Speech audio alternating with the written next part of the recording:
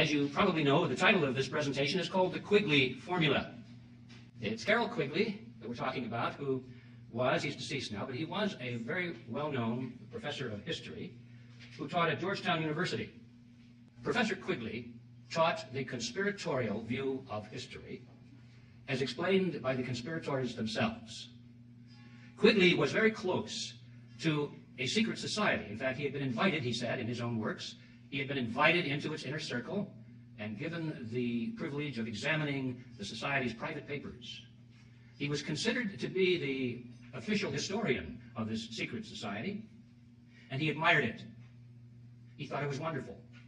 He felt privileged to be close to it. And he said the only point of disagreement that he had with this secret organization was that it wished to remain hidden from view.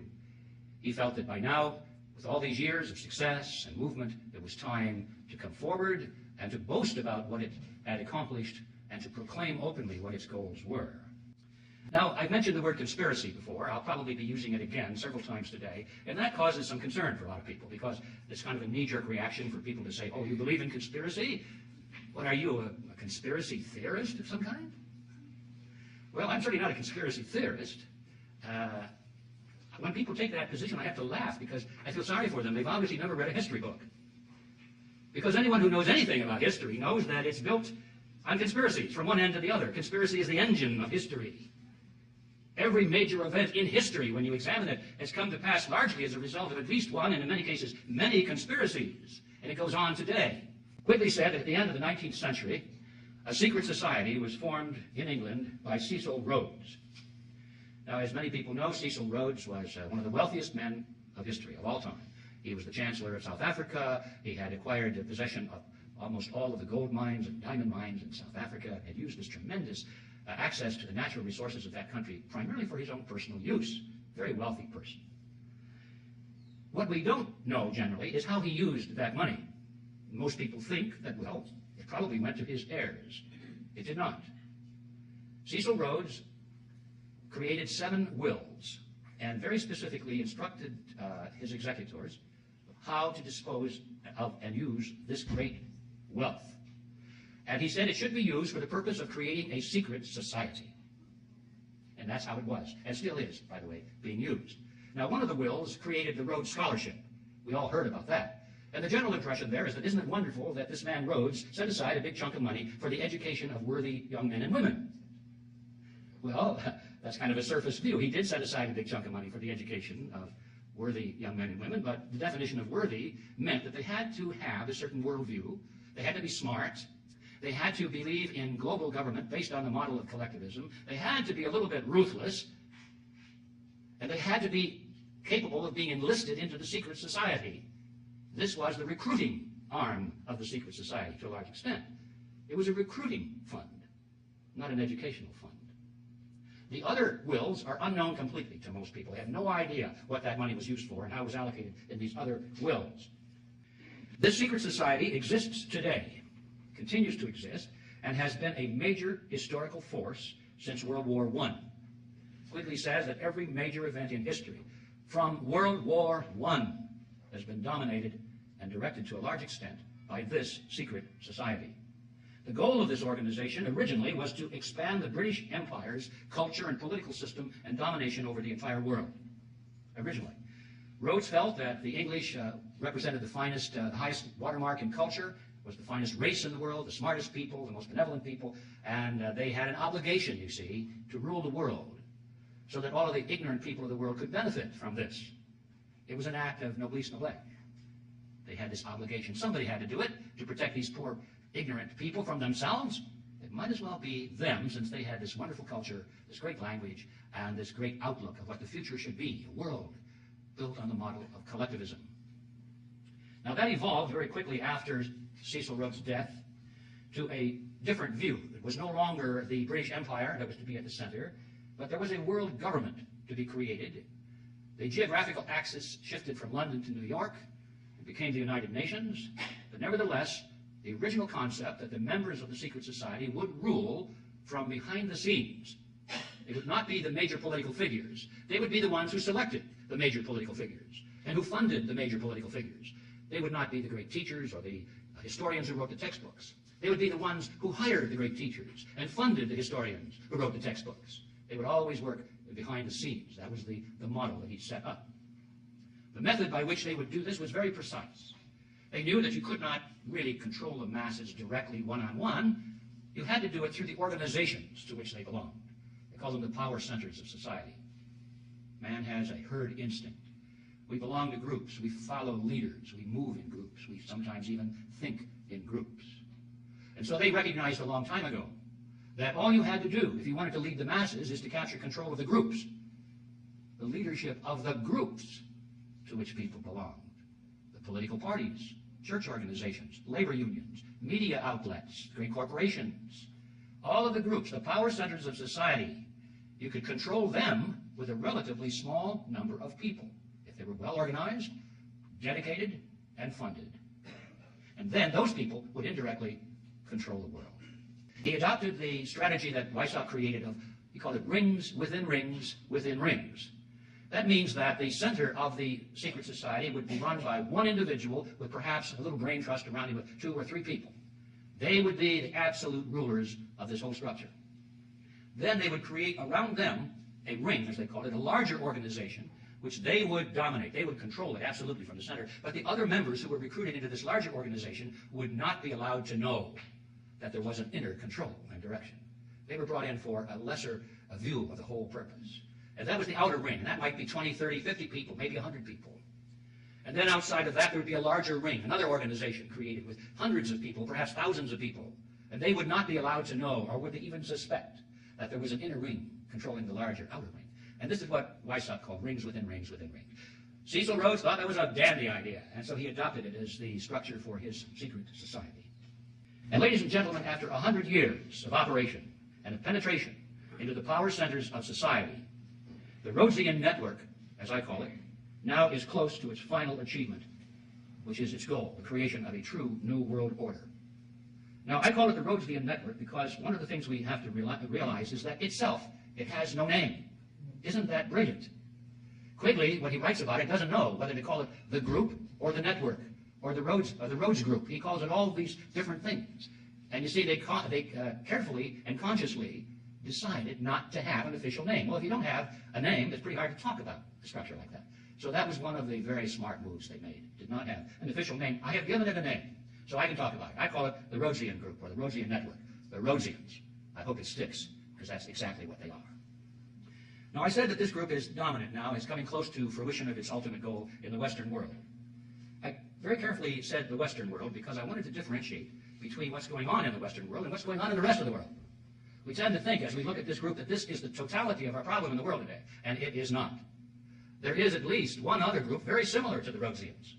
They, too, decided that having a name was a bad idea, and not too long ago they got rid of their name. We used to call them communists. Well, they said, we don't want that name. Nobody likes that name. Let's get rid of it. And so they're no longer communists. They went through this great charade of getting rid of the communist empire. All they did was change their names, ladies and gentlemen. They don't really have a name anymore. They took this hat that said communist on the front of it, and they turned it around, and the other side it said social democrat. Now, that's different, isn't it? Social democrat. But you notice the heads under the hat were the same. They didn't change the heads, unless they died off. But most of the old commissars are now entrepreneurs, and they're still running the country, and they still believe in collectivism. And they still are the enemies of freedom. And they still operate a military that could potentially be a very big threat someday. They still operate a secret service. The former KGB has changed its name, but it's bigger and more powerful than ever before. And they're still dominant in a huge part of the world. We must not forget that they live, and they're there, and they're very similar to the Rhodesians. As a matter of fact, their ultimate goal of world government based on the model of collectivism is exactly the same. There is no difference between the ultimate goals of these two groups. The only difference is that they compete with each other for dominance in this new world order. They'll fight tooth and nail for territory and dominance and control, but their goal is exactly the same. And I just want to footnote that into my comments today because it's extremely important that we don't think that just because we have this problem with the Rhodesians, that anybody out there who condemns the Rhodesians for their faults are good guys. I mean, we don't want to run to the Leninists now and say, well, because they're opposed to the Rhodesians, the Leninists have got to be good. No. It's going from, pot into the fire, frying pan into the fire. They're both exactly the same. All right. Now, that is my summary of what Quigley said and others. Let's go now to the actual documents and see if perhaps I distorted or exaggerated in some way. Let's go to Tragedy and Hope, Quigley's mammoth book. And this is what he said. He said, I know of the operation of this network because I have studied it for 20 years and was permitted for 2 years during the 1960s to examine its papers and secret records. I have no aversion to it or to most of its aims, and have for much of my life been close to it and to many of its instruments. In general, my chief difference of opinion is that it wishes to remain unknown. So there's Quigley's appraisal of the secret society, and he likes it a lot. In his other book, The Anglo-American Establishment, this is what he said. The Rhodes Scholarship established by the terms of Cecil Rhodes' seventh will are known to everyone. What is not so widely known is that Rhodes, in 5 previous wills, left his fortune to form a secret society which was to devote itself to the preservation and expansion of the British Empire. And what does not seem to be known to anyone is that this secret society continues to exist to this day. To be sure, it is not a childish thing like the Ku Klux Klan, and it does not have any secret robes, secret handclasps, or secret passwords. It doesn't need any of these things, since its members know each other intimately. It probably has no oaths of secrecy, nor any formal procedure of initiation. It does, however, exist, and it holds secret meetings. This group is, as I shall show, one of the most important historical facts of the 20th century. Now, one of the original leaders of this organization was William Stead, and he wrote a book called The Last Will and Testament of Cecil Rhodes. He was well positioned to write that book because he was the executor of Cecil Rhodes' estate. Okay, so this guy knows what he's talking about. In this book, Stead wrote this. He said, Mr. Rhodes was more than the founder of a dynasty. He aspired to be the creator of one of the vast semi-religious, quasi-political associations which, like the Society of Jesus, have played so large a part in the history of the world. To be more strictly accurate, he wished to found an order as the instrument of the will of the dynasty. He said that the goal of this secret society was, and I quote, nothing less than to create a world system of financial control in private hands, able to dominate the political systems of each country and the economy of the world as a whole. The system was to be controlled in a feudalist fashion by the central banks of the world, acting in concert by secret agreements arrived at in frequent private meetings and conferences. End quote. On page 4 of the Anglo-American Establishment, Quigley says this. This organization has been able to conceal its existence quite successfully, and many of its most influential members, satisfied to possess the reality rather than the appearance of power, are unknown even to close students of British history, partly because of the deliberate policy of secrecy which this group has adopted, and partly because the group itself is not closely integrated, but rather appears as a series of overlapping circles or rings, partly concealed by being hidden behind formally organized groups of no obvious political significance. Now, regarding the conspiratorial structure of this group, Quigley tells us this. He says, in the secret society, Rhodes was to be leader. Stead, he's the guy that wrote the book on the wills. Stead, Brett, Lord Esher, and Milner were to form an executive committee called the Society of the Elect.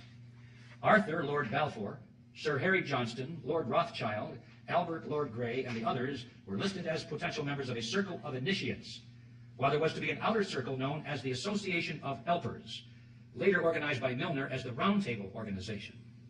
After the death of Cecil Rhodes, the organization fell under the control of Lord Alfred Milner, who recruited young men from the upper class of society to become part of the Association of Helpers. All right, a lot of words in there, but what that boils down to is that these young men that were recruited were unofficially referred to at that time by this group as Milner's kindergarten. They were college graduates. They came out of the finest universities in England, and they went into top positions in government and elsewhere. But they called them Milner's kindergarten nevertheless. These were the men who were placed into the power centers of British society. Eventually, they became the round tables in all of these countries, which were the inner rings of the larger front groups. Milner's kindergarten became the round tables. Now, world government doesn't just happen by writing articles or books. You know, it happens only when people come into control of the power centers of society and drive society into world government. And Quigley explains how this came about. He said, and I quote, through Lord Milner's influence, these men were able to win influential posts in government, in international finance, and become the dominant influence in British imperial affairs and foreign affairs up to 1939. In 1909 through 1913, they organized semi-secret groups known as roundtable groups in the chief British dependencies and in the United States. These still function in 8 countries. The task was given to Lionel Curtis, who established in England and each dominion a front organization to the existing local roundtable group. This front organization, called the Royal Institute of International Affairs, had as its nucleus in each area the existing submerged roundtable group. In New York, it was known as the Council on Foreign Relations and was a front for J.P. Morgan and Company. But why is this important? It's important because the members of the Council on Foreign Relations are the rulers of America. Oh, thank you very much, Richard, and I am delighted to be here in these new headquarters. I have been often to, I guess, the mothership in New York City, but it's good to have an outpost of the Council right here down the street from the State Department. We get a lot of advice from the Council, so this will mean I won't have as far to go to be told what we should be doing and how we should think about the future. Who are they? Well, once in a while their name pops into the news, but very seldom you get them all together. I'm going to take a few moments. This might be boring, but I think for the record, everyone needs to be familiar with the names, some of the prominent names, who are members of this outer ring of a secret society. Let's start with the presidents of the United States. Herbert Hoover, Dwight Eisenhower, Richard Nixon, Gerald Ford, James Carter, George Bush Sr., and William Clinton. JFK once said that he was a member of the CFR, but nowhere can you find him on the membership rolls. So I guess he was a wannabe that didn't quite make it in. But he actually said that he thought he was a member. And of course, the presidential candidates, John Kerry and Vice President Richard Cheney, are members of the CFR. Here are the secretaries of state, perhaps the most important position in the United States government as far as the CFR is concerned. Dean Rusk, Robert Lansing, Frank Kellogg, Henry Stimson, Cordell Hull, E.R. Stettinius, George Marshall, Dean Acheson, John Foster Dulles, Kristen Herter, Dean Rusk, William Rogers, Henry Kissinger, Cyrus Vance, Edmund Muskie, Alexander Haig, George Shultz, James Baker, Lawrence Eagleburger, Warren Christopher, William Richardson, Madeleine Albright, Colin Powell, and of course, Condoleezza Rice. Now, Secretaries of Defense, also very important. James Forrestal, George Marshall, Charles Wilson, Neil McElroy, Robert McNamara, Melvin Laird, Elliot Richardson, James Schlesinger, Harold Brown, Caspar Weinberger, Frank Colucci, Richard Cheney, Les Aspin, William Perry, William Cohen, and Donald Rumsfeld. Directors of the CIA, pretty important. Walter Smith, William Colby, Richard Helms, Alan Dulles, John McComb, James Schlesinger, George Bush Sr., Stansfield Turner, William Casey, William Webster, Robert Gates, James Woolsey, John Deutsch, William Studeman, George Tenet, Porter Goss, and Michael Hayden. Now, some better-known corporations with CFR members at the board of directors or chief executive levels, where they dominate these huge corporations. It's quite a list. I had to trim this down, believe it or not. Here are just a few. Atlantic Richfield Oil Company, AT&T, Avon Products, Bechtel Construction Group, Boeing Company, Bristol Myers Squibb, Chevron, Coca-Cola and Pepsi-Cola, Consolidated Edison of New York, Exxon, Dow Chemical, DuPont Chemical, Eastman Kodak, Enron, Estee Lauder, Ford Motor, General Electric, General Foods, Hewlett-Packard, Hughes Aircraft, IBM, International Paper, Johnson & Johnson, Levi Strauss & Company, Lockheed Aerospace, Lucent Technologies, Mobil Oil, Monsanto, Northrop, Pacific Gas and Electric, Phillips Petroleum, Procter & Gamble, Quaker Oats, SBC Yahoo, Shell Oil, SmithKline Beecham Pharmaceuticals, Sprint Corporation, Texaco, Santa Fe Southern Pacific Railroad, Teledyne, TRW, Southern California Edison, Unicol, United Technologies, Verizon Communications, Warner Lambert, Weyerhaeuser, and Xerox, to mention just a few. Now, in the media, also very important in controlling the thinking processes of the American people. We find CFR members in the management and operational positions at the Army Times, Associated Press, Association of American Publishers, Barron's, Boston Globe, Business Week, Christian Science Monitor, Dallas Morning News, Detroit Free Press, Detroit News, USA Today, Wall Street Journal, Los Angeles Times, New York Post, San Diego Union Tribune, Times Mirror, Random House, W.W. Norton and Company, Warner Books, American Spectator, Atlantic, Harper's Farm Journal, Financial World, Insight, Washington Times, Medical Tribune, National Geographic, National Review, New Republic, New Yorker, Newsday, Newsmax, Newsweek, Pittsburgh Post-Gazette, Reader's Digest, Rolling Stone, Scientific American, Times Warner, Time, U.S. News and World Report, Washington Post, ABC, CBS, CNN, NBC, PBS, RCA, The Walt Disney Company, and of course, Rupert Murdoch. Media personalities, the talking heads, include David Brinkley, Tom Brokaw, William Buckley, Peter Jennings, Bill Moyers, Dan Rather, Diane Sawyer, Barbara Walters, Katie Couric, and Andrea Mitchell, was the wife of Alan Greenspan, former chairman of the Federal Reserve System. Of course, Alan is a member of the Council on Foreign Relations. Labor unions with CFR members in key positions include AFL-CIO, United Steelworkers of America, United Auto Workers, American Federation of Teachers, Bricklayers and Allied Craft, Communication Workers of America, Union of Needle Trades, and Amalgamated Clothing and Textile Workers. All the big ones. In the tax-exempt foundations and think tanks, the number of CFR members in controlling positions is 443. Some of the better-known names are the Sloan and Kettering Foundation, Aspen Institute, Atlantic Council, Bilderberg Group, Brookings Institute, Carnegie Endowment for International Peace, Carnegie Foundation, Ford Foundation, Guggenheim Foundation, Hudson Institute, John and Catherine MacArthur Foundation, Mellon Foundation, Rand Corporation, Rhodes Scholarship Selection Commission, Rockefeller Foundation, and Rockefeller Brothers Fund, the Trilateral Commission, and the UN Association. In the universities, the number of CFR members who are or have been professors, department chairmen, presidents, or board members is 563. My last count. Could be different today, probably more.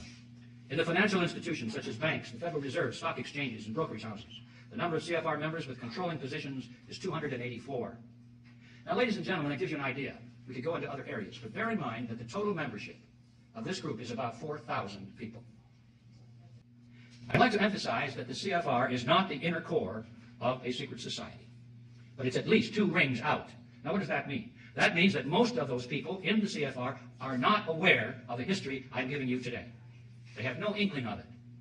Probably if they did know it, they'd be impressed. They wouldn't be shocked because, boy, we're on the inside of a very powerful group. Most of these people, I think, look at this as sort of a high-powered ultimate employment agency. They know that if they're invited into this group, and you have to be invited, that they've got it made. Once your name is on that list, you never have to worry about a job again, because the New World Order people are constantly looking for reliable servants to their cause. And these people have been selected, not because they're evil people at all, or because they've got the grand vision of global government, although some of them do, but most of them just go along with the idea. They're open to it. They like it. And so they're dependable. And that's how they get in. So these people are not, most of them, at the inner core of a secret society. They're just opportunists. There are 3 things we have to understand about this group. First of all, they're not partisan. The names I read to you have nothing to do with Republicans versus Democrats. You find them equally located in both political parties. These people laugh at anyone who takes seriously a political party. Secondly, they are elitists. They intend to rule for our own good, of course. And thirdly, the method by which they intend to rule is called democracy. We're back to that word. Democracy. They want democracy. Now that presents a problem. How is it possible for these people to rule mankind absolutely and still allow democracy, where people vote and determine things through the ballot box? There's no problem with that in their book. All they have to do, they say, is just control the elections. Allow people to vote so long as they don't vote for anything significant. We'll make all the important decisions and let them vote for the unimportant things so they get the sensation of participating in their own political destiny. They'll be happy. Just keep them out of the way. Let them have their fun and games. Let them have their bumper stickers and their straw hats. Let them go to the convention. And let them fight with each other out there. Candidate against candidate. But we own them all, so what difference does it make? Quigley himself described this in very approving terms. He likes that idea. In his book, this is what he says. The national parties and their presidential candidates, with the Eastern establishment assiduously fostering the process behind the scenes, moved closer together and nearly met in the center with almost identical candidates and platforms. Although the process was concealed as much as possible by the revival of obsolescent or meaningless war cries and slogans, often going back to the Civil War. The argument that the 2 parties should represent opposed ideals and policies, one perhaps of the right and the other of the left, is a foolish idea, acceptable only to the doctrinaire and academic thinkers. Instead, the 2 parties should be almost identical, so that the American people can throw the rascals out at any election without leading to any profound or extreme shifts in policy. Either party in office becomes in time corrupt, tired, unenterprising, and vigorless. Then it should be possible to replace it every 4 years, if necessary, by the other party, which will be none of these things, but will still pursue with new vigor approximately the same basic policies. Now, what are these basic policies? The creation of the New World Order, based on the model of collectivism. That's it. Everything else is secondary. You can have fiscal responsibility, you can have wars, no wars, as long as you're moving constantly in that same direction. That's the same basic policy that they demand from all candidates and the 2 major political parties. It's hard to put that into focus because we slept through a lot of this. I did. I didn't even know it was going on for most of my life. So I look back in history, and I could see it clearly now that I understand the template. And a good place to start was with the Panama Canal. We gave it away, didn't we? Did the American people want that? No. Republicans didn't want it. Democrats didn't want it. The voters didn't. But both parties united and gave away the Panama Canal because that was the goal of the CFR. Republicans call for war in the Middle East, and they advocate that we give more power to the UN. The Democrats call for peace in the Middle East and advocate that we give more power to the UN. And after the Democrats came to a majority in the last election, we thought, they're going to pull the troops out and have peace in the Middle East. No changes really. They talk a lot about peace, but they continue to fund all of Mr. Bush's war measures. They complain a lot, they grumble, they give speeches, but when it comes to the vote, they continue the same policies, because that is what the goal is of the Council on Foreign Relations. Republicans advocate laws that will restrict your freedom of speech because it might be seditious and damage national security. Democrats don't like that. They think that's terrible. So what's their answer? They promote legislation to restrict your speech because it might be hate speech. But both of them agree on the right to restrict your speech if they want to do so, because that is the goal of the Council on Foreign Relations. The American people don't want that. Republicans give speeches on the danger of illegal immigration. Don't do anything about it, but they give good speeches on it. The Democrats give speeches about compassion. But then they both unite in merging the United States with Canada and Mexico so that the issue of immigration becomes a non-issue. The American people don't want that. The Mexican people don't want that. The Canadian people don't want that. But that is the goal of the CFR. Republican leaders who run corporations that build election or electronic voting machines steal elections using software, using machines that not only are capable of being hacked, but ladies and gentlemen, they were designed to be hacked. And the Democrats, so far, who have lost these elections, they don't do anything about it, you've noticed. They just say, oh, golly, I wonder if the election was stolen. Did Mr. Bush really win that election? And Mr. Kerry and Mr. Gore don't really do anything about it. They actually block any serious groundswell of opposition to it. Now that the new elections are on hand, we find that the rigging of the elections are being used to promote certain Democrats. You see, this has nothing to do with Democrats versus Republicans. This has to do with the Quigley formula.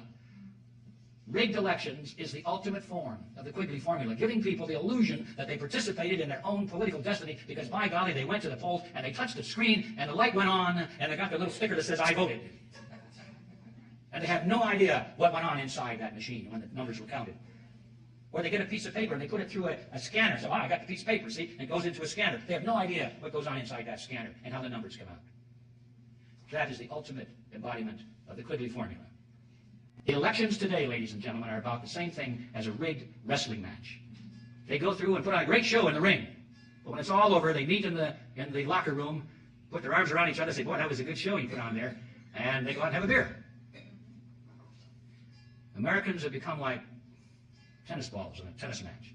Wham! From one side to the other side. Republicans, no, we don't like the Republicans this year, so we vote Democrat. Now they're the good guys, right? Wham! They turn out to be the bad guys. So back we go to the Republicans again, back and forth, back and forth. And in this game, yeah, the players can sometimes win a game, but we, the tennis balls, never win anything.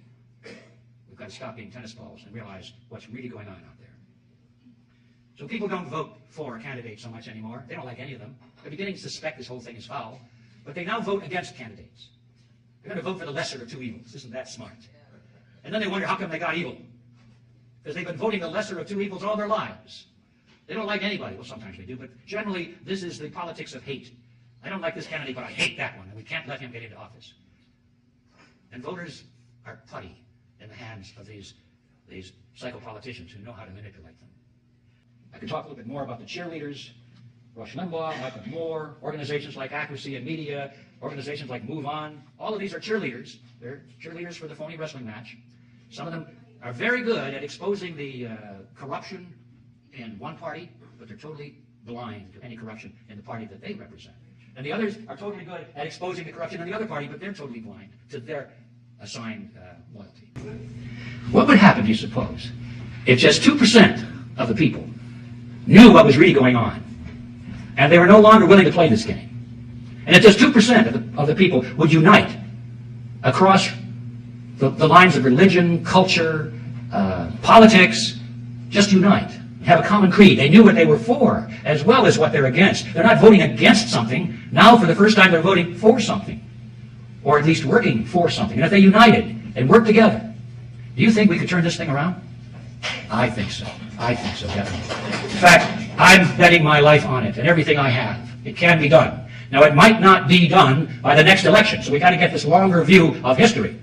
One of our problems is that everybody is impatient. They want it done by the next election. If we can't see it being done then, forget it. No, that's not how it works. It took these people 100 years to get to where they are today. You think we're going to turn that around in 6 months or a year? Not going to happen. Even if our favorite candidate were to be elected president and he moved into the White House, he would be surrounded by enemies, collectivists. He completely surrounded. They would block him in every way. In order for us to solve this problem, we have to send people into government at all levels, not just one candidate. And we have to have all of these people on the same page, knowing what they stand for, having a creed of freedom. Then it can be done.